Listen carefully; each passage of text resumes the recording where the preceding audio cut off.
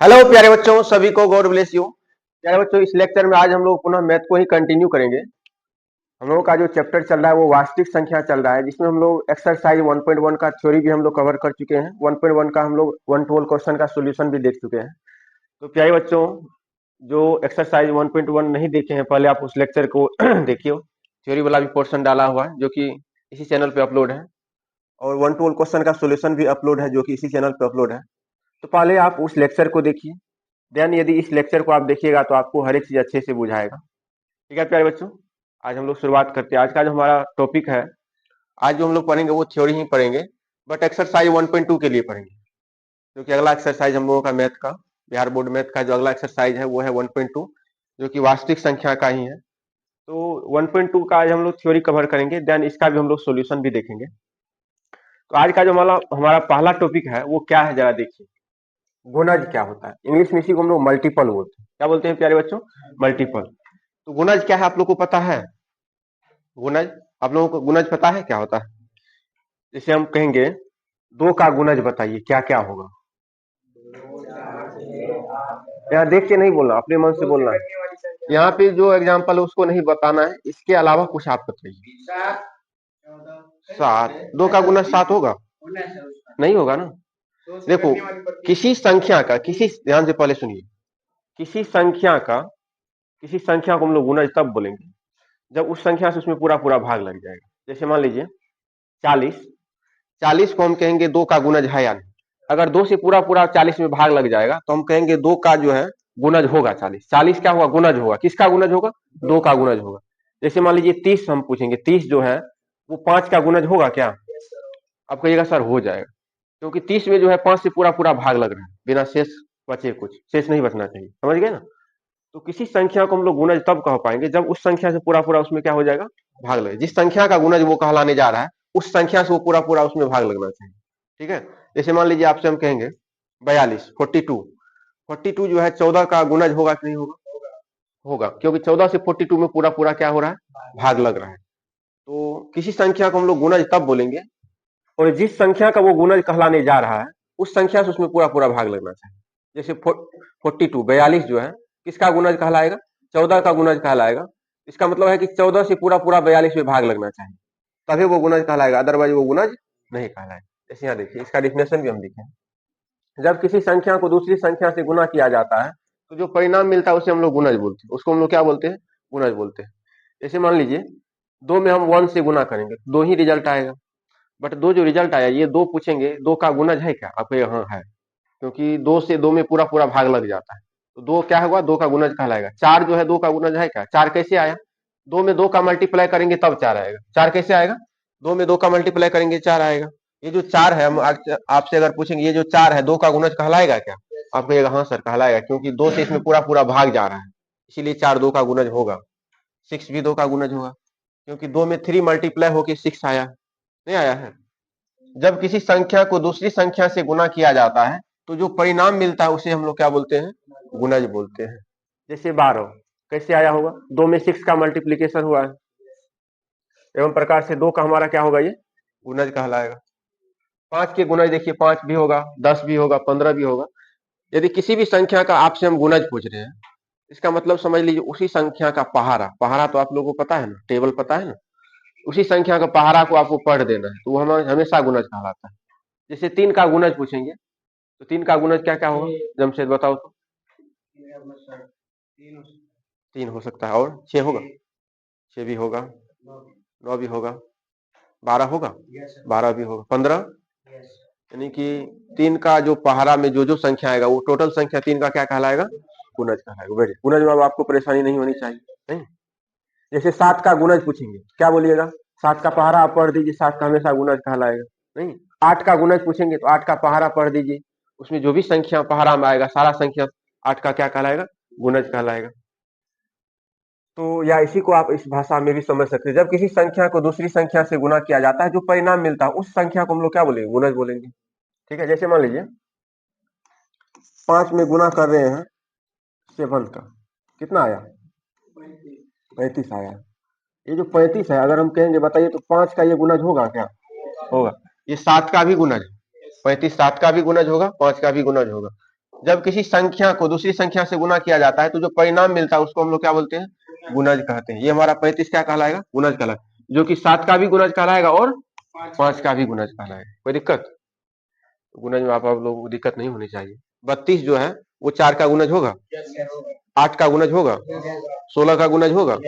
32 ऐसा संख्या है जो 32 का भी गुणज हो जाएगा, 16 का भी गुणज होगा, 8 का भी गुणज होगा, 2 का भी गुणज होगा, 4 का भी गुणज होगा। होगा कि नहीं होगा? गुणज में परेशानी आपको नहीं होनी चाहिए। नेक्स्ट हम लोगों का क्या है कंसेप्ट, मल्टीप्लायर ना। अब मल्टीप्लायर या गुणक हम लोग किसको बोलते हैं, इस चीज को अच्छे से समझिए। देखिए मान लो किसी संख्या को हम लोग किसी संख्या से मल्टीप्लाई करते हैं, तो जिस संख्या से मल्टीप्लाई करते हैं वो गुणक कहलाता है, और जिसमें मल्टीप्लाई करते हैं उसको हम लोग गुण्य बोलते हैं। जैसे यहाँ देखो, जैसे मान लीजिए आज हम 7 का गुना करना चाह रहे हैं 12 में, तो 7 का मल्टीप्लीकेशन आज किसके साथ हो रहा है, 12 के साथ हो रहा है, तो 12 को हम लोग बोलते हैं गुणक। इसको क्या बोलेंगे, गुणक। ये हमारा गुणक कहलाएगा, जिसके साथ मल्टीप्लाई करेंगे वो गुणक कहलाएगा। 12 का मल्टीप्लाई आज हम किसके साथ कर रहे हैं, 7 के साथ, तो जिसके साथ कर रहे हैं वो हमारा क्या कहलाएगा, गुण्य कहलाएगा। ये क्या कहलाएगा, गुण्य कहलाएगा। यहाँ देखो हम लिखे भी हैं डिफिनेशन में, गुणक क्या होता है या मल्टीप्लायर, इसी को हम लोग बोलते हैं। जिस संख्या से गुणा किया जाता है उसे गुणक कहते हैं। आज 7 का गुणा किसके साथ हम किए थे, 12 के साथ, तो जिस संख्या से गुणा किया जाता है वो गुणक कहलाता है, और जिसमें करेंगे उसको क्या बोलते हैं, गुण्य बोलते हैं। तो जिस संख्या से गुणा किया जाता है उसे हम लोग गुणक कहते हैं। जैसे यहाँ देखिए 5 का गुना किसके साथ हम कर रहे हैं, 4 के साथ कर रहे हैं, तो 5 का मल्टीप्लाई आज 4 के साथ हम कर रहे हैं, 4 हमारा गुणक कहलाएगा। और 4 का मल्टीप्लाई किस में कर रहे हैं, 5 में कर रहे हैं, तो 5 हमारा क्या कहलाएगा, गुण्य कहलाएगा। ये दोनों का गुणक, ये हमारा गुणक है। गुणक का मल्टीप्लाई यदि गुण्य के साथ होता है तो जो परिणाम मिलता है, जो रिजल्ट आता है उसको हम लोग गुणनफल बोलते हैं। क्या बोलते हैं, गुणनफल। ये हमारा गुणक है। गुणक और गुण्य का मल्टीप्लीकेशन से जो रिजल्ट मिलता है, जो गुणनफल प्राप्त होता है उसको हम लोग क्या बोलते हैं, गुणनफल बोलते हैं। जो रिजल्ट मिलता है उसको हम लोग क्या बोलते हैं। जैसे यहाँ देखिए 75 का गुणा किसके साथ कर रहे हैं, 15 के साथ हम कर रहे हैं, तो 75 का गुणा आज किसके साथ करने जा रहे हैं, तो जिसके साथ गुणा करने जा रहे हैं उसको हम लोग गुणक बोलेंगे। 15 का गुणा किसके साथ आज होना है, 75 के साथ। 15 75 हमारा गुण्य कहलाएगा। आज 75 का गुना हम लोग किसके साथ करेंगे, 15 के साथ, तो 15 हमारा गुणक कहलाएगा, लेकिन 75 हमारा क्या कहलाएगा, गुण्य कहलाएगा। जो रिजल्ट आएगा उसको हम लोग क्या बोलते हैं, गुणनफल बोलते हैं। गुणक और गुण्य के मल्टीप्लाई से जो रिजल्ट आता है उसको हम लोग क्या बोलते हैं, गुणनफल बोलते हैं। कोई दिक्कत, गुणक कब किसको कहेंगे, गुण्य किसको कहेंगे, गुणनफल किसको कहेंगे, कोई परेशानी नहीं होनी चाहिए। आगे बढ़े।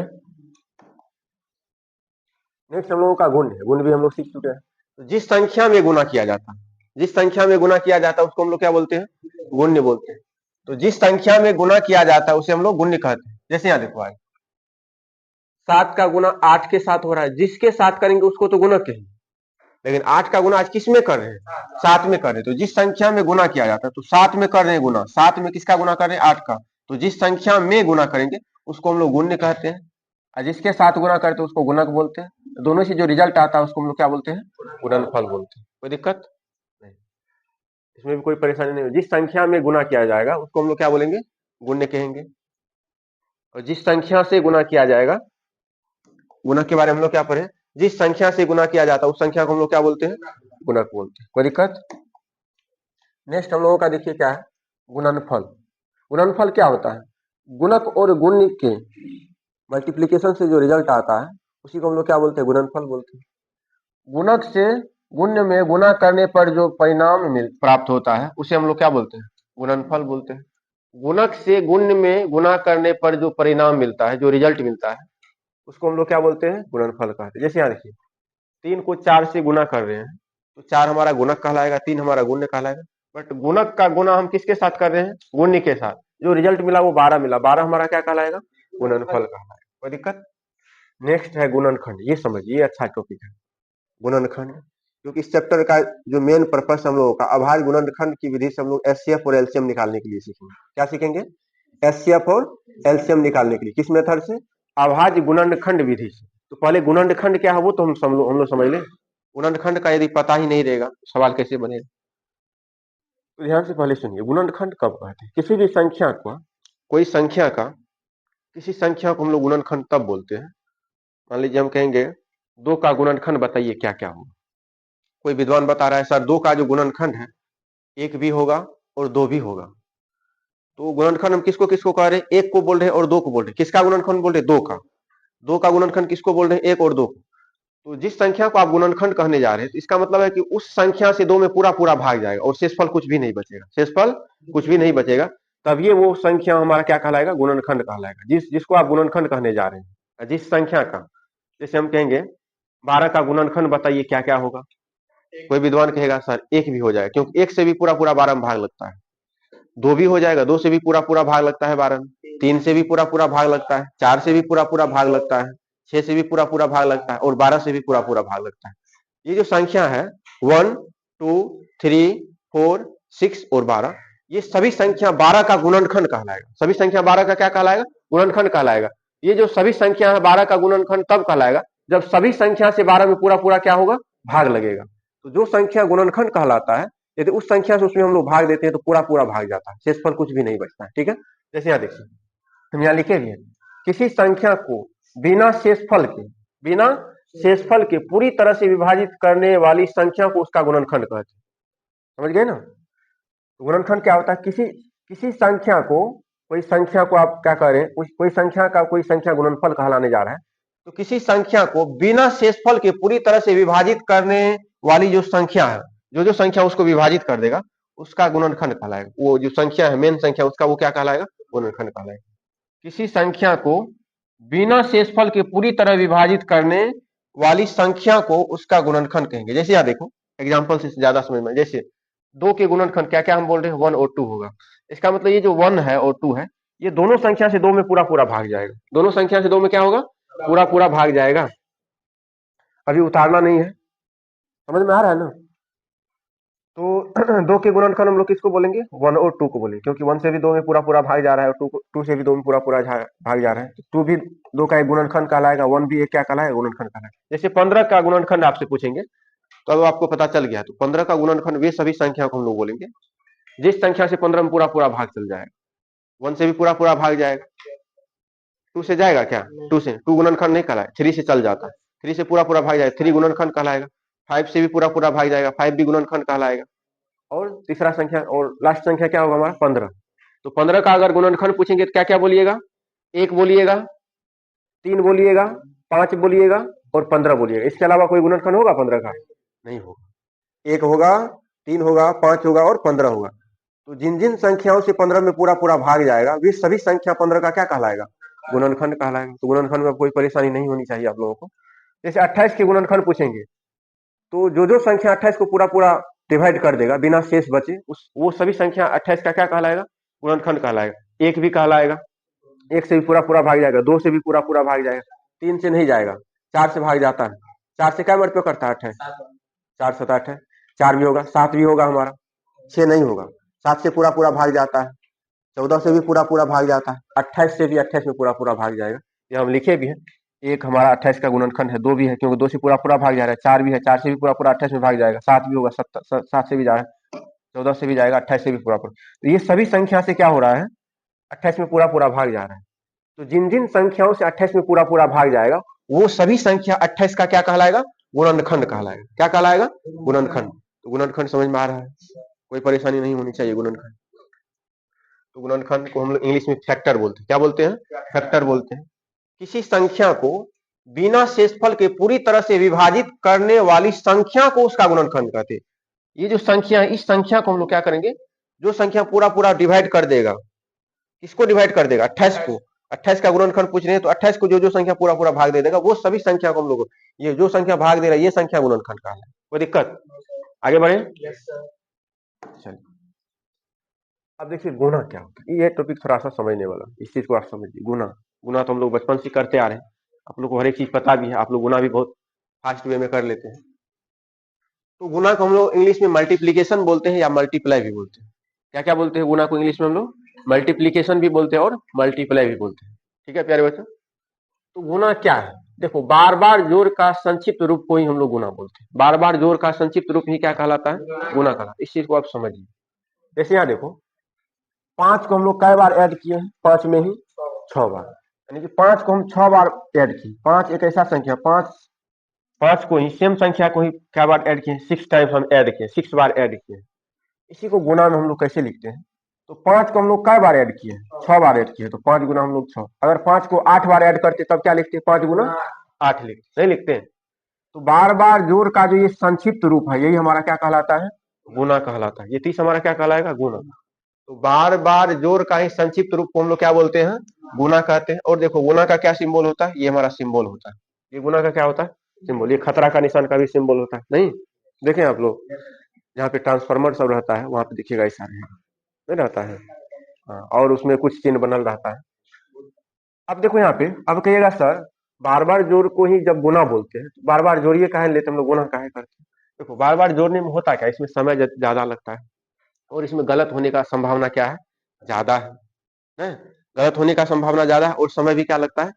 ज्यादा लगेगा। इसीलिए हम लोग इस प्रोसेस को नहीं अपनाते, इसका शॉर्ट रूप को अपनाते हैं। हम लोग 5 से 6 में मल्टीप्लाई करते हैं तब भी क्या आता है? 30 ही आता है, नहीं? तो बार बार जोड़ का संक्षिप्त रूप हमारा क्या कहलाता है? ये गुना कहलाता है। अब देखो यहाँ पे 5 का गुना आज हम किसके साथ करने जा रहे हैं? 6 के साथ। 6 को हम लोग गुणक कहेंगे, 5 हमारा गुण्य कहलाएगा। ठीक है। जब हम लोग 6 को इधर कर दे, 6 को इधर कर दे और 5 को इधर कर दे, इसका मतलब 6 का गुना हम किसके साथ करने जा रहे हैं? 5 के साथ।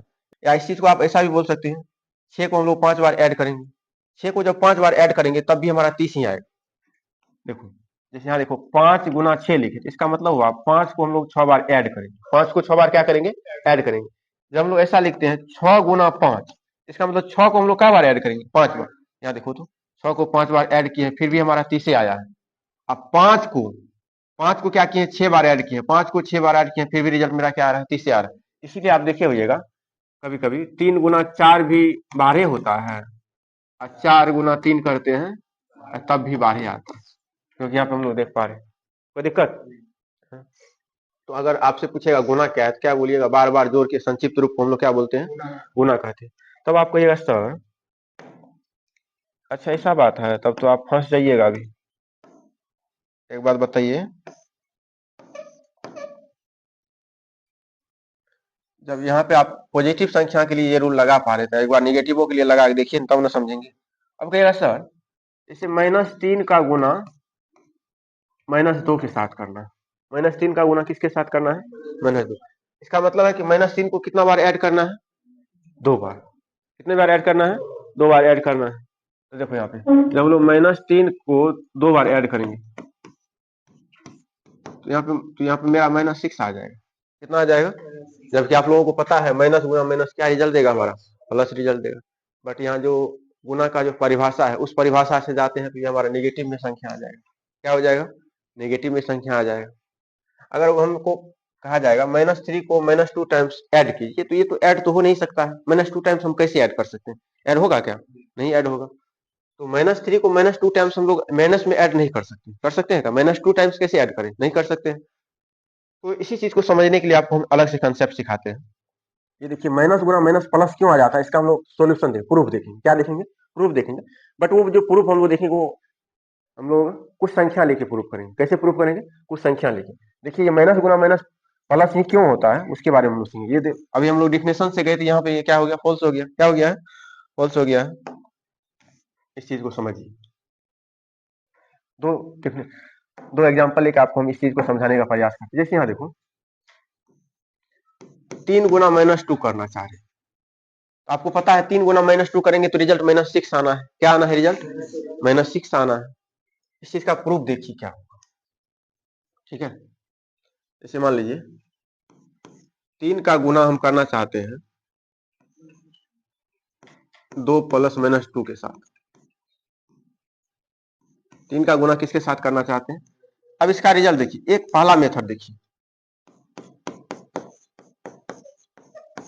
Method first. दो मेथड से इसको हम लोग हल करेंगे। पहला मेथड देखिए, यहाँ पे हम लोग क्या करेंगे? 3 गुना है 2 में, क्या देखिए 2 में हम लोग -2 को ऐड किए, इसका मतलब 2 - 2, तो 2 में से 2 जाएगा, कितना बचेगा? 0 बचेगा। इसका मतलब 3 गुना 0, रिजल्ट क्या आना है? 0 आना है। ये रिजल्ट क्या आ जाएगा? 0 आ जाएगा। हम लोग पहला मेथड से हल किए, इसका आंसर क्या आ रहा है? 0 आ रहा है। ये तो हम लोग इसको क्या किए हैं? दोनों को आपस में कैलकुलेशन कर लिए हैं और रिजल्ट हम लोग देख पा रहे हैं 0 आ रहा है। आप याद रखिएगा इस चीज को, कोई दिक्कत? फिर देखिए एक सेकेंड मेथड ये है, हम लोग यहाँ पे बंटन नियम लगाएंगे या वितरण नियम। कौन सा नियम? बंटन नियम या वितरण नियम हम लोग लगाएंगे।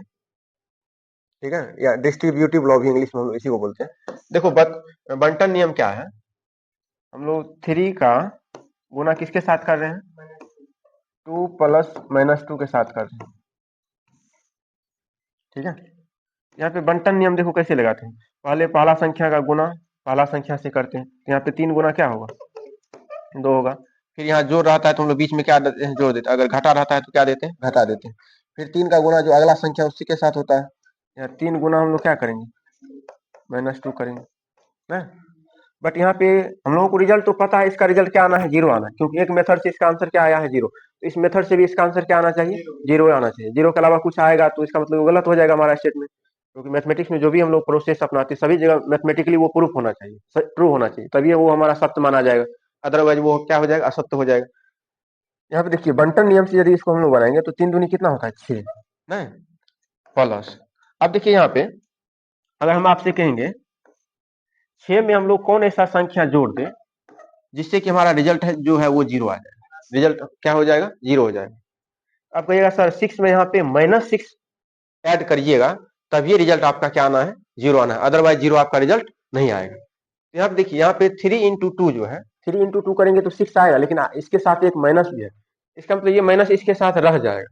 इसका मतलब क्या है, माइनस जो इसके साथ क्या होगा, रह जाएगा। तो 3 को यदि -2 से हम लोग मल्टीप्लाई करेंगे, यहाँ पे क्या रह जाएगा आपका, -6 रहेगा, यानी कि माइनस ये रह जाएगा यहाँ पे, क्योंकि -6 ऐड यहाँ पे हम लोग 6 में करेंगे तभी रिजल्ट हमारा शून्य आ सकता है। यहाँ से एक कंसेप्ट क्लियर हो रहा है, 6 में आज हम लोग -6 ऐड करेंगे तभी हमारा रिजल्ट 0 बनेगा। इसका मतलब 3 गुना -2 को क्या होना पड़ेगा, आज -6 ही होना पड़ेगा। ये चाहेगा कि नहीं माइनस हम नहीं होंगे, तो ऐसा नहीं होगा, तो हमारा ये स्टेटमेंट क्या हो जाएगा, गलत हो जाएगा, क्योंकि एक बार आप रिजल्ट देख चुके हैं, इसका क्या आ रहा है, 0 आ रहा है। यहाँ भी इसका रिजल्ट क्या आना है, 0। यहाँ भी यदि इसका रिजल्ट 0 आना है तो इसका मतलब 3 गुना -2 को -6 होना पड़ेगा, क्या होना पड़ेगा, -6 होना। यहाँ पे कंक्लूजन ये निकल रहा है, जब एक पॉजिटिव संख्या और एक नेगेटिव संख्या को हम लोग मल्टीप्लाई करते हैं, एक नेगेटिव आना पड़ता है, इसको नेगेटिव यहाँ पे रह जाता है, क्या होता है, रह जाता है। यहाँ नेगेटिव में रिजल्ट आता है, किसमें रिजल्ट आता है, नेगेटिव। ये चीज हम लोग देख चुके हैं, तभी ये रिजल्ट हमारा क्या आएगा, 0। यहाँ पे जब भी हम लोग एक पॉजिटिव को एक नेगेटिव से मल्टीप्लाई करते हैं तो हम लोग क्या डालते हैं, एक नेगेटिव डालते हैं। क्यों डालते हैं, उसके लिए आप यहाँ पे कंसेप्ट समझ में आ रहा है, क्योंकि 6 में हम लोग -6 ऐड करेंगे तभी हमारा रिजल्ट 0 आ, क्योंकि यहाँ पे हम लोग रिजल्ट देख चुके हैं, हमारा रिजल्ट क्या आ रहा है, 0 आ रहा है। इसका भी रिजल्ट यदि 0 होना है तो 3 गुना -2 को -6 ही होना पड़ेगा, क्या होना पड़ेगा, -6। अगर -6 नहीं होगा तो ये स्टेटमेंट मेरा क्या हो जाएगा, गलत हो जाएगा, नहीं हो जाएगा गलत, जबकि दोनों मेथड से सेम आंसर आना चाहिए, आना चाहिए ना। तो जब एक पॉजिटिव संख्या एक नेगेटिव संख्या से मल्टीप्लाई होता है तो माइनस क्यों होता है, कारण पता चल रहा है, इसको माइनस होना ही पड़ेगा। नेक्स्ट देखिए हम लोग समझते हैं, इसको मिटा दें। अब देखिए हम आपको क्या समझाएं, दोनों संख्या जब माइनस रहेगा तब देखिए क्या होता है, जब दोनों संख्या क्या रहेगा, माइनस ही रहेगा, तब कैसे होगा। अब देखिए यहाँ पे जैसे मान लीजिए -3 का गुना हम करना चाह रहे हैं -2 के साथ, किसके साथ करना चाह रहे हैं, -3 का गुना किसके साथ करना चाह रहे हैं, -2 के साथ करना चाह रहे हैं। तो आपको तो पता है इसका रिजल्ट हम लोगों को क्या आना चाहिए, +6 आना चाहिए, लेकिन अभी हम लोग पहले करके देखेंगे, ठीक है। यहाँ देखो एक चीज, -3 का गुना किसके साथ होना है, बात नहीं करना है आपस में।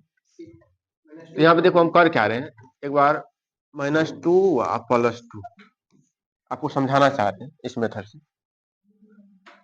तो यहाँ पे देखिए -3 का गुना क्या किसके साथ करेंगे, आज -2 +2 के साथ करेंगे। पहले मेथड फर्स्ट देखिए, ये प्रूफ के लिए हम कंक्लूजन निकाल रहे हैं, प्रूफ कैसे करेंगे उसके लिए आपको हम कंसेप्ट सिखा रहे हैं। क्या सिखा रहे हैं, concept.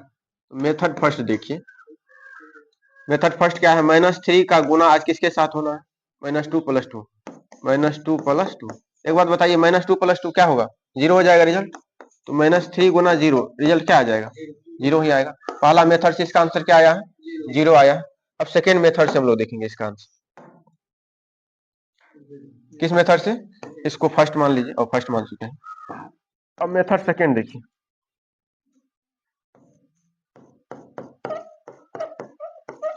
Method second, method second तो हम लोग वितरण नियम लगाएंगे या बंटन नियम लगाएंगे या डिस्ट्रीब्यूटिव लॉ लगाएंगे।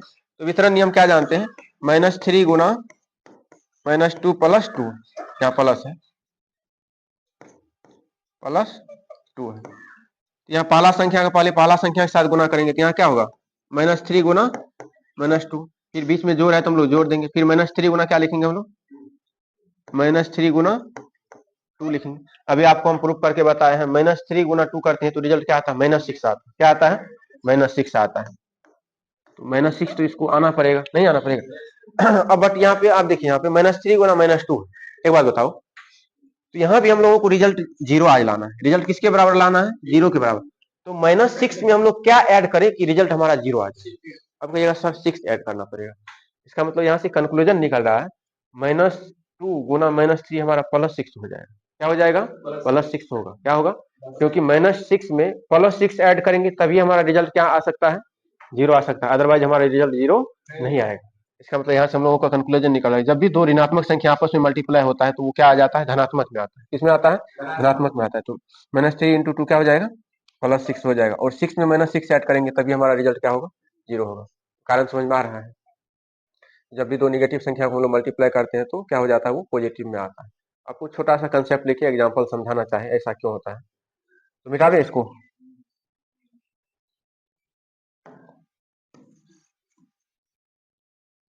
अब हम लोगों का जो नेक्स्ट टॉपिक है वो क्या है,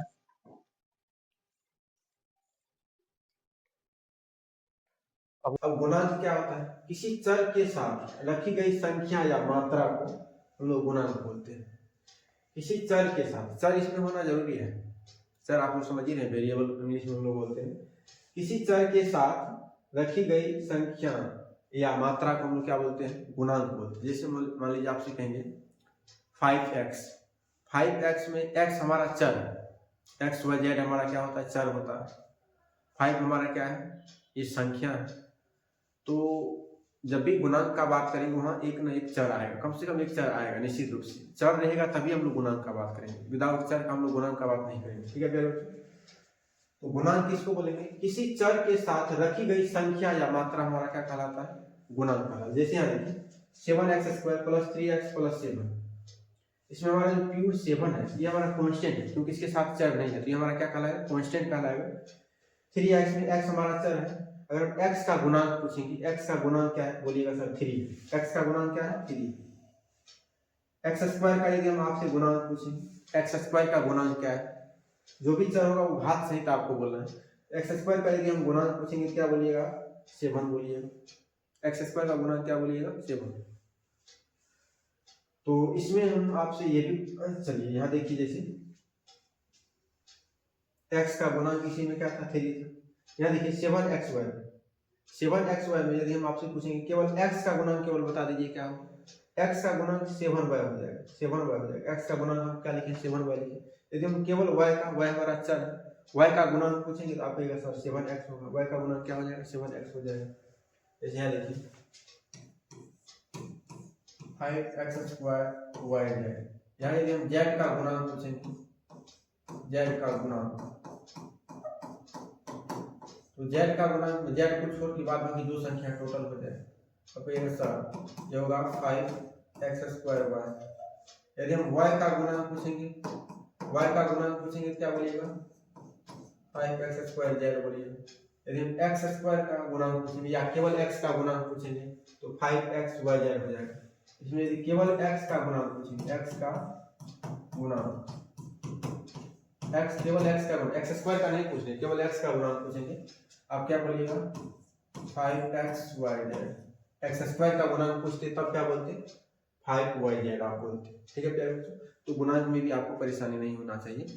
गुणांक जब भी हम लोग बोलेंगे तो गुणांक के साथ कोई न कोई एक चर आएगा, चर रहेगा तभी हम लोग गुणांक का बात करेंगे। तो किसी चर के साथ रखी गई संख्या या मात्रा हमारा क्या कहलाता है, गुणांक कहलाता है। ठीक है प्यारे बच्चों, तो गुणांक भी आपको अच्छे से समझ में आ गया है। अब देखिए क्या है, नेक्स्ट है अभाज्य गुणनखंड। देखिए पहले अभाज्य, अभाज्य संख्या आप लोग सब जानते ही, अभाज्य संख्या क्या होता है, इसकी केवल दो गुणनखंड, इसकी केवल दो अभाज्य संख्या है, 7 अभाज्य है, अब 15 होगा, क्यों नहीं होगा, इसका 2 से अधिक गुणनखंड बोल रहे हैं, एकदम सही है, बैठ जाइए।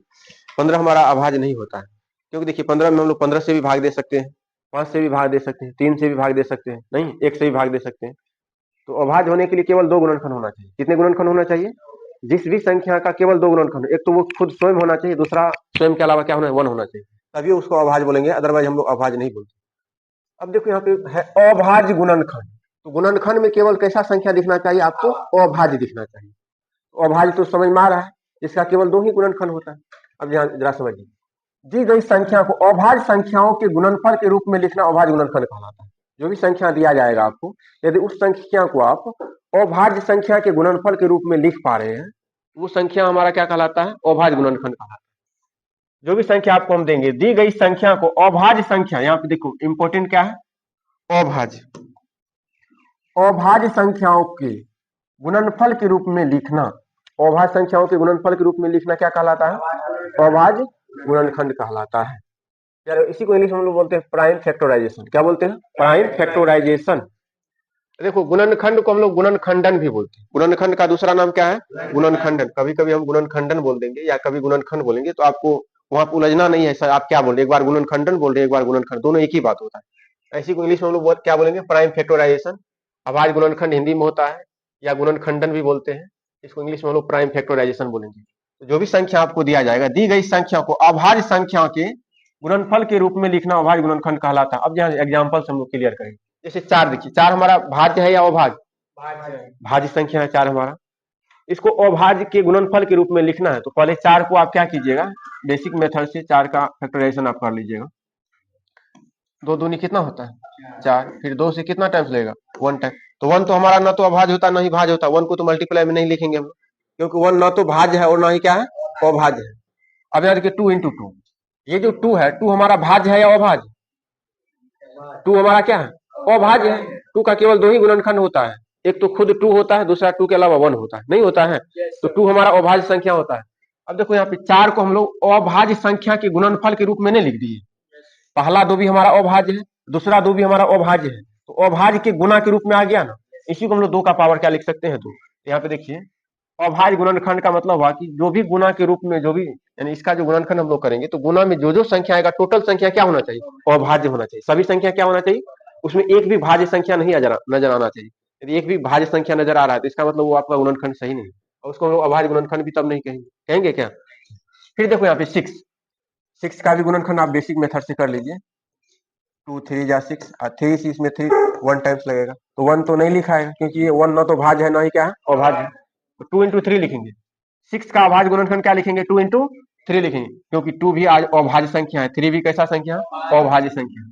जैसे 12 का देखिए, तो 12 का कैसे निकालिएगा, 2 से कितना टाइम 6 टाइम, फिर 2 से कितना टाइम 3 टाइम, फिर 3 से कितना है 1 टाइम, तो 1 तो नहीं लिखाएगा, बट 2 इंटू 3, यहाँ देखिए 12 को 2 इंटू 3, बट यहाँ पे जितना भी संख्या आया है सभी अभाज्य संख्या है, सभी क्या है, अभाज्य संख्या है। यहाँ देखो 2 बार आया है गुणा में, तो 2 का पावर हम लोग क्या लिख सकते हैं, 2 लिख सकते हैं। फिर यहाँ पे हम लोग क्या लिख सकते हैं 3। तो यहाँ देखिए, तो अभाज्य संख्या के गुणनफल के रूप में हम लोग लिखे कि नहीं लिखे, जो भी संख्या दिया जाएगा, यदि उस संख्या को आप अभाज्य संख्या के गुणनफल के रूप में लिख पा रहे हैं, तो इसी को हम लोग बोलते हैं अभाज्य गुणनखंड। क्या बोलते हैं, अभाज्य गुणनखंड। डिफिनेशन भी यही कहता है, दी गई संख्या को अभाज्य संख्याओं के गुणनफल के रूप में लिखना अभाज्य गुणनखंड कहलाता है। दी गई संख्याओं को अभाज्य संख्याओं के गुणनफल के रूप में लिखना क्या कहलाता है, अभाज्य गुणनखंड कहलाता है। किसी को कोई परेशानी है ना, यहाँ पे 1 लिखा गया है, तो इसको मिटा, 1 नहीं लिखाएगा, अभाज्य गुणनखंड में 1 को हम लोग क्या करेंगे, नहीं लिखेंगे, क्योंकि 1 ना तो हमारा भाज्य होता है, ना ही क्या होता है, अभाज्य। कोई दिक्कत अब नहीं है कहीं पे, देख लीजिए। तो 120 जो है हमारा क्या होगा, इसका भी अभाज्य गुणनखंड करेंगे, तो 2 गुना 2 गुना 2 गुना 3 गुना 5, सभी जगह सब देख पा रहे हैं हम लोग अभाज्य संख्या है, सभी जगह क्या है, अभाज्य संख्या। अभाज्य संख्या के गुणनफल के रूप में लिखा हुआ, यहाँ भी अभाज्य संख्या के गुणनफल के रूप में लिखा हुआ। यहाँ देखिए इसका भी जो हम लोग गुणनफल किए हैं, ये अभाज्य संख्या के गुणनफल सभी जगह देखिए, 13 भी अभाज्य संख्या, 7 भी हमारा अभाज्य संख्या, 5 भी अभाज्य है, 3 भी अभाज्य है, 3 भी अभाज्य है, अभाज्य सभी जगह क्या है, अभाज्य संख्या। तो अभाज्य गुणनखंड का मीनिंग आपको समझ में आ गया, कोई दिक्कत, आगे बढ़े। नेक्स्ट देखिए, ये प्रमेय है, अभाज्य गुणनखंड पर ही ये आधारित, ये समझिए अभाज्य गुणनखंड ही है, ये अब लोगों को अच्छे से समझ में भी आएगा। अब देखो ये प्रमेय क्या है, हम लोग पीछे जो पढ़ चुके उसी का ये कंसेप्ट हमको सिखाएगा। कह रहा है प्रत्येक भाज्य संख्या को, जैसे यहाँ देखिए 4 6 20, ये सब हमारा भाज्य संख्या। भाज्य संख्या हम लोग ऐसे संख्या को बोलते हैं जिसका क्या होता है, 2 से अधिक क्या होता है, गुणनखंड होता है। जिस संख्या का 2 से अधिक गुणनखंड होता है, फैक्टर होता है, उस संख्या को हम लोग क्या बोलते हैं? भाज्य बोलते हैं। क्या बोलते हैं? भाज्य बोलते हैं। जैसे सबसे छोटा भाज्य संख्या हमारा क्या होता है? 4 होता है, नहीं होता है?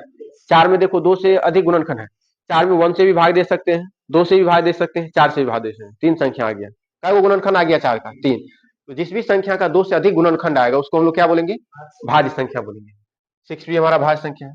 अब देखिए वो भाज्य, यहाँ देखो कहाँ जा रहा है, प्रत्येक भाज्य संख्या को अभाज्य संख्याओं के एक गुणनफल के रूप में व्यक्त किया जा सकता है तथा यह गुणनखंडन या गुणनखंड अभाज्य गुणनखंडों के आने वाले क्रम के बिना अद्वितीय होता है। अब देखो इस चीज को हम यहाँ एग्जाम्पल से आपको समझा पाएंगे, ये भी अब आपको समझ में आ गया। पहले एग्जाम्पल देखिए, देखो 4 को हम लोग क्या लिखे हैं? 2 गुना 2 में लिखे, अभाज्य संख्या के गुणनफल के रूप में लिखे। बट यहाँ कहा जा रहा है यदि इसमें आप स्थान का ध्यान नहीं रखिएगा, क्रम का ध्यान नहीं रखिएगा, कौन पहले आया है, कौन अभाज्य संख्या बाद में आया, कौन अभाज्य संख्या पहले आया है और कौन सा अभाज्य संख्या बाद में आया है, यदि आप स्थान का यहाँ ध्यान नहीं रखिएगा तो ये हमेशा यूनिक होता है, ये हमेशा यूनिक होता है। और ये जो 2 गुना 2 है, ये 4 का ही अभाज्य गुणनखंड हो सकता है, 4 के अलावा दुनिया में किसी नंबर का ये नहीं होगा। अगर हम कहेंगे 2 गुना 2 जो है ये किस किस संख्या का अभाज्य गुणनखंड हो सकता है? आप कहिएगा सर केवल 4 का ही होगा। 2 गुना 2 किसका अभाज्य गुणनखंड है? केवल 4 का है, 4 के अलावा किसी संख्या का नहीं है। कोई दिक्कत? और यहाँ देखो कहा गया था प्रत्येक भाज्य संख्या को अभाज्य संख्याओं के गुणनफल के रूप में व्यक्त किया जा सकता है। तो ये हमारा भाज्य संख्या है जिसको कि हम लोग अभाज्य संख्याओं के गुणनफल के रूप में लिख पा रहे हैं। और ये जो गुणनफल है ये यूनिक होना चाहिए। क्या होना चाहिए? यूनिक होना चाहिए। कहा जा रहा है ये अद्वितीय होता है। अद्वितीय तब ये होगा जब इसमें किसका हम लोग ध्यान रखेंगे? क्रम का ध्यान नहीं रखेंगे। क्रम के बिना, स्थान के बिना, कौन पहले आया है कौन बाद में आया है, यदि ये चीज को हम मेंशन नहीं करें तो ये हमेशा सिंगल पीस होता है। जैसे यहाँ देखो 6 में 6 का हम लोग अभाज्य गुणनखंड क्या किए? 2 into 3 आया। क्या आया है? 2 into 3 आया है। यदि इसमें ये कहा जा रहा है यदि आप स्थान का ध्यान नहीं रखिए कौन पहले आया है, जैसे मान लो आज 2 पहले आ गया है और 3 बाद में आया, इसी चीज को हम लोग ऐसा भी लिख सकते हैं, 3 गुना 2 भी लिख सकते हैं। अब ये नहीं कहिएगा सर ये अलग डाटा हो गया, ये अलग डाटा, दोनों एक ही डाटा, दोनों क्या है? एक ही डाटा है। इसीलिए कहा जा रहा है यहाँ पे यदि आप स्थान का ध्यान नहीं रखिएगा कौन पहले आया है कौन बाद में आया है, ये हमेशा क्या होता है? यूनिक होता है, एक ही होता है। और ये 3 गुना 2 केवल 6 का ही अभाज्य गुणनखंड हो सकता है, 6 के अलावा दुनिया में किसी नंबर का नहीं हो सकता है। ये हमेशा क्या होता है? अद्वितीय होता है, इसका कोई जोड़ा नहीं होगा। इसका क्या होगा? 6 का अभाज्य गुणनखंड करेंगे तो यही होगा, इसके अलावा कोई दूसरा पेयर तैयार नहीं होगा। समझ में आ रहा है? तो प्रत्येक भाज्य संख्या को अभाज्य संख्याओं के एक गुणनफल के रूप में हम लोग क्या कर सकते हैं? व्यक्त कर सकते हैं। ऐसी को हम लोग बोलते हैं गुणनखंडित। क्या बोलते हैं? गुणनखंडित किया जा सकता है। तथा यह गुणनखंडन जो है, ये जो अभाज्य गुणनखंड है, अभाज्य गुणनखंडों के आने वाले क्रम, जो भी संख्या आ रहा है उसमें जो उसका जो स्थान है क्रम के बिना, स्थान के बिना ये अद्वितीय होता है, सिंगल ही होता है, एक ही होता है, यूनिक होता है, एक के अलावा कोई दूसरा नहीं। जैसे हम पूछेंगे 20 का अभाज्य गुणनखंड का पेयर क्या क्या तैयार कर सकते हैं? आप कहिएगा सर 2 गुना 2 गुना 5 ही होगा, इसके अलावा दुनिया में कोई नंबर तैयार नहीं होगा। जब 20 का हम लोग अभाज्य गुणनखंड करेंगे तो 2 गुना 5 ही बोलेंगे, या 2 पे पावर 2 गुना 5 बोलेंगे, इसके अलावा दुनिया में कुछ नहीं होगा। यदि हम लोग इसमें स्थान का ध्यान नहीं रखें, कौन पहले आया है कौन बाद में आया, इसका यदि हम लोग ध्यान नहीं रखेंगे तो 2 गुना 5 ही लिखाएगा 20 का अभाज्य गुणनखंड, इसके अलावा कुछ नहीं हो सकता है, दुनिया में कोई नंबर नहीं आ सकता। आएगा क्या? जब भी 20 का अभाज्य गुणनखंड करेंगे तो आप कहिएगा सर 2 गुना 5 होगा, इसके अलावा कुछ भी नहीं हो सकता है। कोई दिक्कत? एवं प्रकाश यदि हम आपसे कहेंगे 18 का बता दीजिए कितना होगा, तो बता दीजिएगा क्या होगा, जरा बताओ। हम कहिएगा सर 18 का निकालिए, तो इसमें हम लोग सबसे पहले 2 से लगाएंगे, 2 से कितना टाइम्स जाएगा? 9 टाइम्स जाएगा। फिर 3 से लगाएंगे, 3 से 3 टाइम्स जाएगा। फिर 3 से लगाएंगे, 3 से 1 टाइम्स जाएगा। लेकिन अभाज्य गुणनखंड में यहाँ पे क्या रहा है? अभाज्य गुणनखंडों में लिखना है। कितने लिखना है? अभाज्य गुणनखंडों में। 1 तो हमारा अभाज्य नहीं ना है, तो बात नहीं करना है आपस में, आगे में बात करते हैं, डिस्टर्ब हो रहा है। तो यहाँ देखिए 2 into 3 into 3, यहाँ पे इसको हम लोग क्या लिख सकते हैं? 2 into 3 into 3, या इसी को हम लोग क्या लिख सकते हैं? 2 into 3 पे पावर 2 लिख सकते हैं। तो ये हमारा क्या है? अभाज्य गुणनखंड है, और ये 18 का यूनिक है, इसके अलावा कोई दूसरा पेयर यहाँ पे नहीं बनेगा। जब हम लोग इसमें स्थान का ध्यान नहीं रखें, कौन पहले है कौन कौन बाद में, कोई दिक्कत? 140 का भी आप निकाल सकते हैं। 2 से लगाएंगे कितना मरतबा? 70 होगा ना। फिर 2 से कितना मरतबा? 35 मरतबा जाएगा। फिर 5 से 7 मरतबा रहेगा। क्या हो जाएगा यहाँ पे? 2 गुना 2 5 गुना 7 होगा। इसी को हम लोग क्या लिख सकते हैं? 2 पे पावर 2 गुना 5 गुना 7। तो अभाज्य गुणनखंड कैसे कीजिएगा, इसमें अब आप लोगों को कोई परेशानी नहीं होगी। आगे बढ़े। ये प्रमेय समझ में आ गया ना? ये अंक गणित की आधारभूत प्रमेय है, इसी को हम लोग बोलते हैं fundamental theorem of arithmetic. Fundamental theorem of arithmetic. जब भी आपसे कहेंगे फंडामेंटल थ्योरम ऑफ अर्थमेटिक क्या है, आप कहिएगा सर किसी भी भाज्य संख्या को हम लोग क्या कर सकते हैं, अभाज्य संख्याओं के गुणनफल के रूप में व्यक्त कर सकते हैं। और वो हमेशा क्या होगा, यूनिक होता है, वो अद्वितीय होता है। जब उसमें हम लोग किसका ध्यान नहीं रखेंगे, क्रम का ध्यान यदि नहीं रखेंगे, अभाज्य संख्या जो उसमें आ रहा है, गुणनफल में जो अभाज्य संख्या आ रहा है, उसमें यदि हम लोग कौन पहले आ रहा है कौन बाद में आ रहा है, इसका स्थान का यदि हम लोग ध्यान नहीं रखेंगे तो हमेशा यूनिक होता है। क्या होता है, यूनिक। किसी भी भाज्य संख्या का जो अभाज्य गुणनखंड होता है वो क्या होता है, हमेशा यूनिक होता है। कोई दिक्कत? अब देखो एचसीएफ क्या है, हम लोग क्या सीखेंगे अब, एचसीएफ निकालने के लिए सीखेंगे, जिसका कि फुल फॉर्म क्या होता है, highest common factor. Highest common factor HCF हम लोग वैसे पिछले लेक्चर में भी हम लोग कवर कर चुके हैं। थोड़ा सा हम लोग अलग मेथड से, आज अभाज्य गुणनखंड मेथड से हम लोग एचसीएफ कैसे निकालेंगे वो सीखना है। हाईएस्ट कॉमन फैक्टर, इसका भी मीनिंग आपको हम समझाएंगे। देखो एचसीएफ कैसे निकालेंगे अभाज्य गुणनखंड विधि से। जैसे मान लीजिए दो संख्या हम लोगों को दिया जाएगा, जैसे आज क्या क्या दिया गया, बात नहीं करना है 6 और 20 का। 6 और 20 का हम लोगों को क्या निकालना है, एचसीएफ निकालना है। बट किस मेथड से निकालना है, अभाज्य गुणनखंड विधि से। किससे निकालना है, अभाज्य गुणनखंड विधि से। इस चीज को आप समझने का कोशिश कीजिए, क्योंकि आपको एक्सरसाइज में भी सेम काम ही करना पड़ेगा। कंसेप्ट यदि आपको पता है, आप सवाल में हमसे ज्यादा हेल्प नहीं लीजिएगा। यदि आपको कंसेप्ट पता नहीं होगा तभी आप ज्यादा सवाल पूछिएगा। किसी बच्चा को सवाल जो नहीं बनता उसका मेन रीजन है कि उसको कंसेप्ट पता नहीं होता। क्या पता नहीं होता है, कंसेप्ट। यदि आपको कंसेप्ट 100% पता है तो आप सवाल नहीं पूछिएगा, क्योंकि कंसेप्ट से आप बना ही लीजिएगा।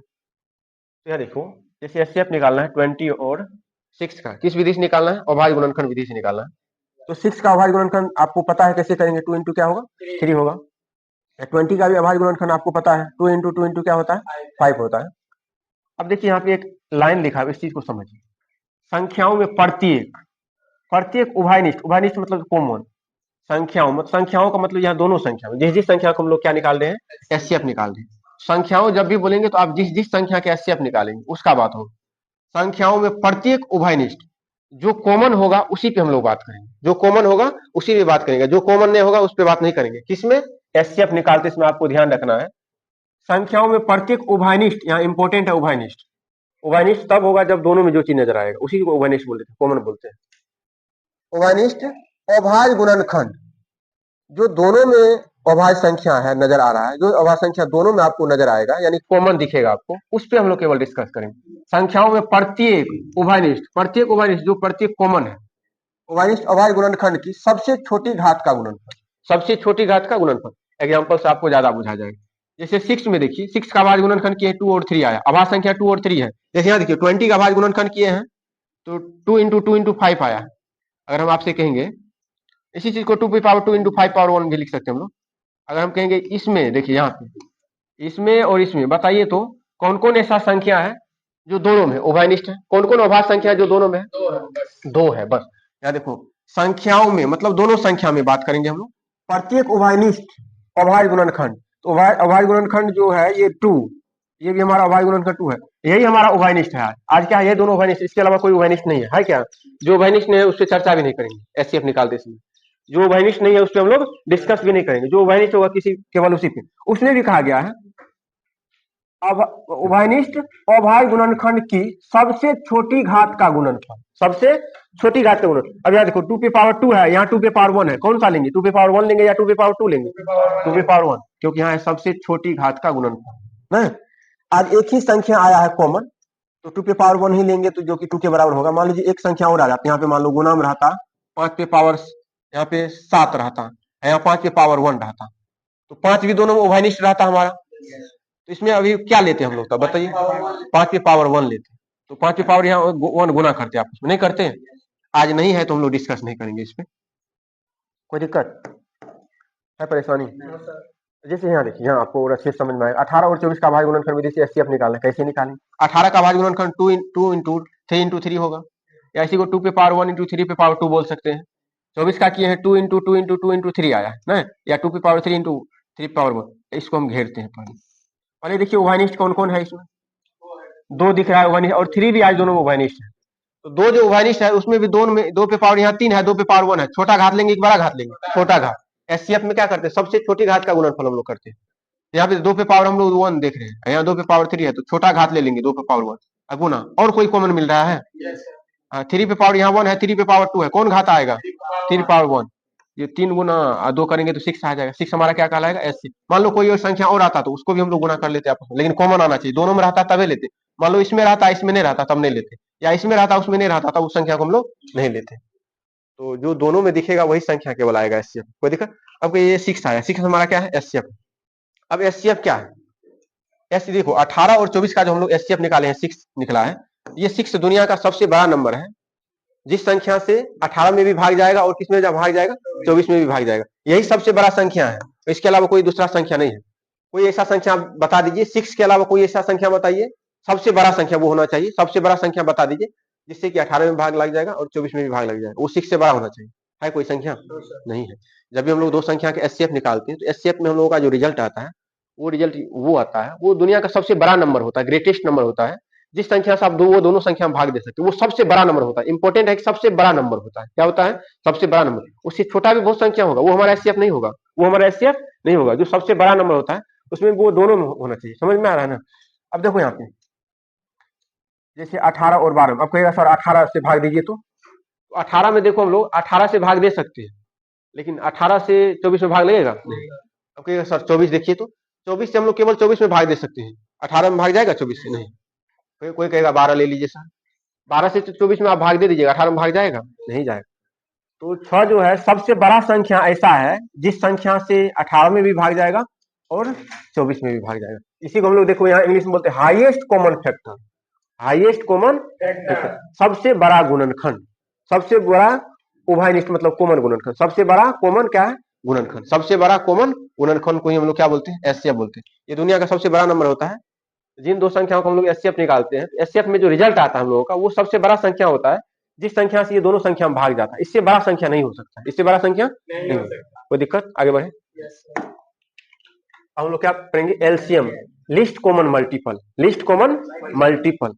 अब कहिएगा सर लिस्ट कॉमन मल्टीपल का? लिस्ट मतलब होता है सबसे छोटा, लोवेस्ट नहीं बोलना है यहाँ पे, लिस्ट बोलना है। क्या बोलना है? लिस्ट।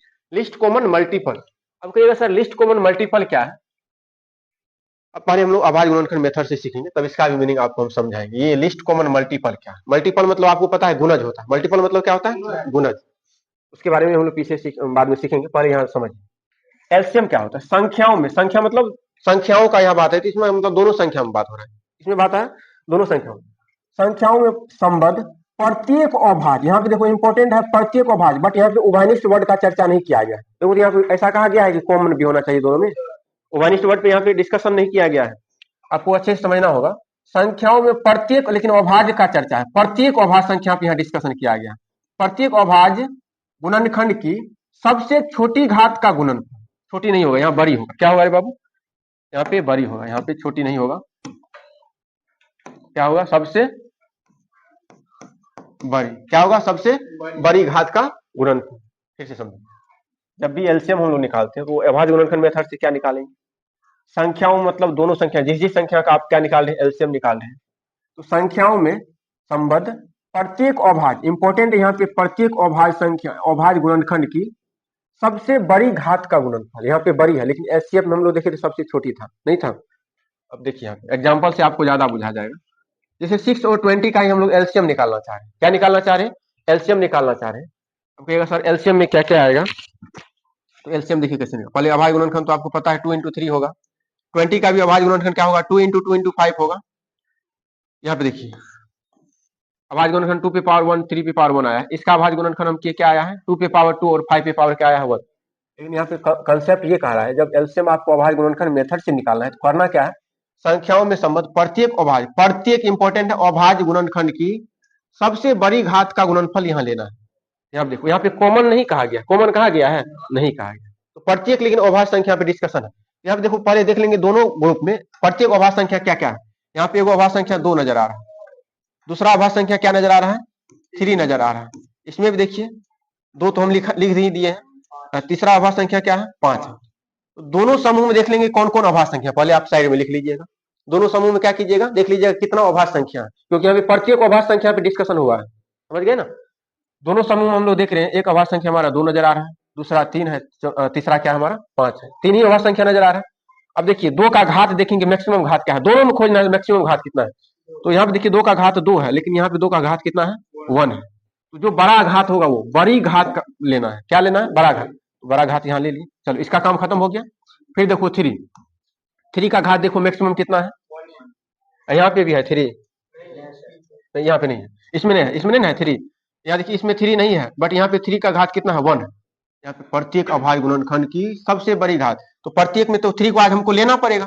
प्रत्येक वर्ड का डिस्कशन किया गया, तो 3 का मैक्सिमम घात 1 है, तो 3 का मैक्सिमम घात हमको आज लेना पड़ेगा। इन्हें से छोड़ देंगे क्योंकि कॉमन का यहाँ पे डिस्कशन नहीं हुआ है। फिर देखो यहाँ पे अगला गुणनखंड हमारा क्या है, अभाज्य गुणनखंड 5 है। क्या है, 5 है। 5 का मैक्सिमम घात देखिए क्या है, 1 ही है। 5 इसमें है क्या, नहीं है, बट यहाँ पे है। किसी एक में भी रहेगा तो आज ले सकते हैं हम लोग, ठीक है ना। तो 5 का मैक्सिमम घात 1 देख रहे हैं, तो 5 हम लोगों को आज क्या करना पड़ेगा, लेना पड़ेगा। इस सबको मल्टीप्लाई करेंगे तो 60 आएगा। क्या आएगा, 60 आएगा। ये जो हमारा 60 है, काहे वैसे करते हैं आप लोग, ये जो हमारा 60 है, ये हमारा क्या है, एलसीएम कहलाएगा। क्या कहलाएगा, एलसीएम कहलाएगा। कोई दिक्कत। अब देखो एलसीएम जो हम लोगों का आंसर आता है, कहिएगा सर एलसीएम में आप क्या निकालते हैं, आप लिखे हैं लिस्ट कॉमन मल्टीपल, सबसे छोटा कॉमन गुणज। ये 2 संख्याओं का जब हम लोग गुणज लिखेंगे तो वो सबसे छोटा कॉमन गुणज होगा। जैसे यहाँ देखो, यहाँ इस चीज को हम आपको समझाना चाह रहे हैं, इस चीज को हम समझाना आपको चाह रहे हैं।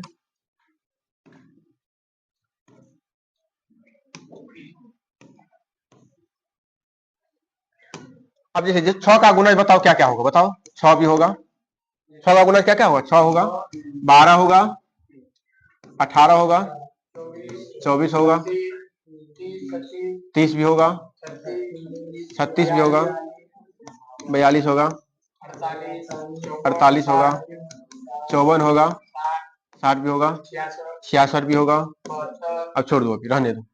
अच्छा बताओ तो 20 का क्या क्या होगा गुणज, 20 होगा, 40 होगा, 60 होगा, 80 होगा। अब ध्यान से समझो, एलसीएम जो आता है वो क्या है, लिस्ट मतलब सबसे छोटा, कॉमन मतलब दोनों में जो देखेगा, मल्टीपल मतलब गुणज, मल्टीपल मतलब गुणज। तो सबसे छोटा कॉमन गुणज जो दोनों में नजर आएगा, यहाँ देखो इसमें जो है, देखो तो इसमें 60 नजर आ रहा है, यहाँ भी 60 नजर आ रहा है, इसमें देखो 60 नजर आ रहा है, यहाँ भी 60 नजर आ रहा है। ये देखो दोनों में कॉमन है कि नहीं। तो सर एलसीएम का मतलब क्या होता है, लिस्ट कॉमन मल्टीपल, सबसे छोटा गुणज जो कि दोनों में कॉमन दिखे, सबसे छोटा।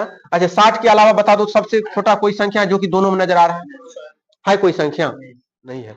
केवल 60 एक ऐसा संख्या है, लिस्ट मतलब सबसे छोटा कॉमन, सबसे छोटा कॉमन मल्टीपल मतलब गुणज, सबसे छोटा जो हमारा गुणज है वो यहाँ पे 60 नजर आ रहा है, यहाँ भी 60 नजर आ रहा है। इसके अलावा देखिए कुछ भी कॉमन नहीं मिलेगा, यहाँ के अलावा आप कुछ भी देखिए कॉमन नहीं नजर आ रहा है, यहाँ भी कुछ भी कॉमन नहीं है। तो पहला एक ऐसा संख्या सबसे छोटा, इसमें 6 का गुणज में सबसे पहला गुणज हमारा 60 है, और 20 का गुणज में भी सबसे छोटा है, क्या है वो 60 है, जो कि दोनों में कॉमन नजर आ रहा है। दोनों में क्या नजर आ रहा है, कॉमन। जब भी हम लोग 2 संख्या का एलसीएम निकालते हैं तो एलसीएम में हमारा क्या होता है, एलसीएम जो आता है वो सबसे छोटा क्या आता है, कॉमन। कॉमन मल्टीपल मतलब गुणज आंसर आता है। उसमें भी ये जो हमारा आंसर आया है 60, इस 60 में हमारा 6 से भी भाग लगेगा और 20 से भी भाग लगेगा। किससे किससे भाग लगेगा, 6 से भी भाग लगेगा, 20 से भी भाग लगेगा। तो एलसीएम जब भी हम लोग 2 संख्याओं का निकालते हैं तो एलसीएम जो हमारा आंसर आता है वो आंसर आता है जिन संख्याओं में हम लोग ये दोनों संख्या से पूरा पूरा भाग दे सकते हैं। ये दोनों संख्याओं से पूरा पूरा क्या कर सकते हैं हम लोग, भाग दे सकते हैं। और आप लोग यहाँ देख भी पा रहे हैं, सबसे छोटा क्या होता है, कॉमन मल्टीपल होता है। सबसे छोटा क्या होता है, लिस्ट मतलब सबसे छोटा, कॉमन मतलब जो वैनिश हो, कॉमन दोनों में होगा, और मल्टीपल मतलब गुणज। 20 का भी गुणज में ये आ रहा है, 6 का भी गुणज में 60 आ रहा है, वो सबसे छोटा ये कॉमन हम लोगों का संख्या होता है। और जब भी एलसीएम निकालते हैं तो ये दोनों संख्याओं से पूरा पूरा भाग लगने वाला सबसे छोटा संख्या, और इससे छोटा संख्या कोई हमको बता दीजिए जिससे कि हम लोग 6 से भी भाग दे सकते हैं और 20 से भी भाग दे सकते हैं। 60 से छोटा कोई एक ऐसा संख्या आप हमको बता दीजिए जिस संख्या में हम लोग ये दोनों संख्या से भाग पूरा पूरा दे सकते हैं। कोई ऐसा संख्या नहीं है कोई संख्या नहीं है। सबसे छोटा 60 एक ऐसा संख्या है जिससे हम लोग 20 से भी पूरा पूरा इसमें भाग दे सकते हैं और 6 से भी पूरा पूरा भाग। इससे छोटा संख्या नहीं हो सकता। 12 में तो बहुत सारा हो जाएगा, लेकिन छोटा में इससे छोटा नहीं हो सकता है जिससे हम लोग दोनों संख्या से इसमें भाग दे सकते हैं। ऐसा छोटा संख्या नहीं। आगे बढ़े, अब लास्ट है हम लोगों का, किन्हीं 2 धनात्मक पूर्णांक ए और बी के लिए। अब यहाँ पे देखो हम लोग इसका भरपूर मात्रा में यूज करेंगे, इसलिए इसका फार्मूला भी आपको अच्छे से पता होना चाहिए। इस पे बहुत सारा सवाल भी आप कर लीजिएगा, ठीक है प्यारे बच्चों। किन्हीं 2 धनात्मक पूर्णांकों ए और बी के लिए, 2 धनात्मक पूर्णांक ए और बी के लिए हम लोगों को क्या करना है, एक फार्मूला हम सीखेंगे। जब भी देखिए दो संख्या, ध्यान से समझिए, दो संख्या मान लो ए और बी है, तो दोनों संख्या के पहले हम लोग एचसीएफ निकालेंगे। क्या निकालेंगे? एचसीएफ। जो भी आया ए और बी का, जो भी एचसीएफ आया, अगुना यही दो संख्या का हम लोग एलसीएम भी निकालेंगे। क्या निकालेंगे? एलसीएम। इसका एलसीएम ए और बी का। तो ए और बी का एचसीएफ गुना ए और बी का एलसीएम। यदि एचसीएफ और एलसीएम को हम लोग गुना करेंगे, एचसीएफ और एलसीएम को गुना करेंगे, तो ये जो रिजल्ट आता है वो दोनों संख्या के गुणनफल के बराबर हो जाता है। ये दोनों संख्या के, यानी ए गुना बी के बराबर आता है। ये आप एग्जाम्पल लेके भी अपने से भी चेक कर सकते हैं। तो हम लोग आगे देख, जब सवाल हल करेंगे तो वहां पे इसका हम लोग प्रूफ भी देखेंगे, सत्यापन भी करेंगे, बट यहाँ आप लोग केवल कंसेप्ट समझिए। तो एचसीएफ ऑफ ए बी गुना एलसीएम ऑफ ए बी, ये दोनों का जो गुणनफल है संख्याओं के गुणनफल के बराबर होता है। इसी को हिंदी में भी हम लोग लिखे हैं, मौसौ गुना लौसौ क्या होता है? संख्याओं के गुणनफल के बराबर होता है। जब दो नंबर का हम लोग एचसीएफ भी निकाले और एलसीएम भी निकाले, तो एचसीएफ गुना एलसीएम वो दोनों संख्या के गुणनफल के क्या होता है? बराबर होता है। ये स्टेटमेंट आपको याद रखना है। या हिंदी में भी यदि आप याद रखना चाहते हैं तो मौसौ गुना लौसौ क्या होता है? संख्याओं के गुणनफल के बराबर होता है। या देखिए, मान लीजिए ये यदि फॉर्मूला याद है तो आपको दो फॉर्मूला ऑटोमेटिक पता चल जाएगा। इससे देखिए हमारा काम भी आसान हो जाएगा सवाल में। कभी कभी आपको सवाल में ये दिया जाएगा, दो संख्या आपको दे दिया जाएगा, ए और बी दिया जाएगा, लेकिन एलसीएम दे दिया जाएगा। क्या दे दिया जाएगा? एलसीएम दे दिया जाएगा, और एचसीएफ पूछेगा तो आप डायरेक्ट इस फॉर्मूला से बना सकते हैं। ऊपर में दोनों संख्या का गुणनफल लिख दीजिएगा। यदि एलसीएम दिया जाएगा तो एलसीएम से आपको क्या कर देना है? भाग कर देना, जो कि इसी से आया है। देखो, एचसीएफ निकालना है तो एलसीएम गुना में, तो उधर जाएगा तो किस में चला जाएगा? भाग में चला जाएगा। तो एचसीएफ के लिए हम लोग क्या निकालेंगे? फॉर्मूला, दोनों संख्याओं का गुणनफल गुना दोनों संख्याओं का एलसीएम से भाग दे देंगे तो हमारा एचसीएफ निकल जाएगा। कोई दिक्कत? मान लो कि दोनों संख्या दिया गया और आपको एचसीएफ भी दिया गया, लेकिन एलसीएम पूछा जा रहा है। क्या पूछा जा रहा है? एलसीएम। तो दोनों संख्या के गुणनफल में हम लोग क्या करेंगे? एचसीएफ से भाग दे देंगे तो हमारा क्या आ जाएगा? एलसीएम आ जाएगा। कोई दिक्कत? ये सभी पॉइंट को आपको अच्छे से याद रखना है और इस पे आप सवाल बनाइएगा तो आपको बनेगा। लेकिन ध्यान, इंपॉर्टेंट बात यहाँ पे यह है कि दो धनात्मक पूर्णांक का बात हो रहा है, ए और बी। इसके लिए दो धनात्मक पूर्णांक के लिए हम लोग सीख रहे हैं, ठीक है ना? फिर ये तीन धनात्मक पूर्णांक के लिए नहीं लागू होगा, तीन संख्याओं के लिए लागू नहीं होता, केवल दो संख्या के लिए। कितने संख्या के लिए? ये फॉर्मूला जो हम लोग पढ़ रहे हैं केवल दो संख्या के लिए अप्लीकेबल है, दो से अधिक संख्या के लिए अप्लीकेबल नहीं है। तो आशा करते हैं प्यारे बच्चों, यहाँ तक आप लोगों को अच्छे से समझ में आया होगा। एक बार इसका भी नोट आप तैयार कर लीजिएगा। यहाँ से आगे हम लोग इस चैप्टर का सॉल्यूशन देखेंगे, प्रत्येक सवाल का हम लोग सॉल्यूशन भी पढ़ेंगे नेक्स्ट लेक्चर में। तो तब तक के लिए आप लोगों को धन्यवाद।